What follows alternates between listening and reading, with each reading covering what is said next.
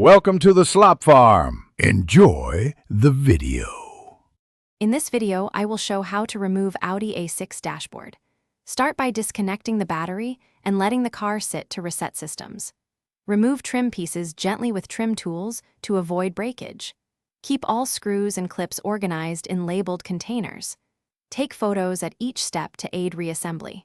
Follow airbag and electrical precautions strictly and take your time removing the glove box and center console for full access.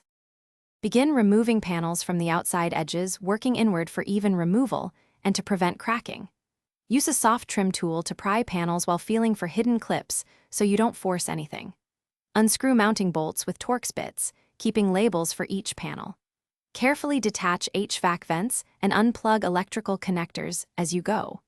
Photograph connector locations and routing so you can restore each cable correctly when reinstalling the dashboard. Quick recommendation: grab Little Tree's black ice for a fresh-smelling workspace when you're wrenching on your Audi. It makes long jobs more pleasant and less stressful. If you're finding this video helpful, please subscribe and like so I can keep making detailed guides that save you time and money.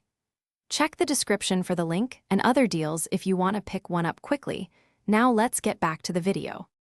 Start by disconnecting the battery and waiting the recommended time before touching any airbag components to reduce risk. Remove steering column covers and unplug switches, keeping connectors labeled. Detach the instrument cluster and radio, noting ribbon cable orientation and screw locations.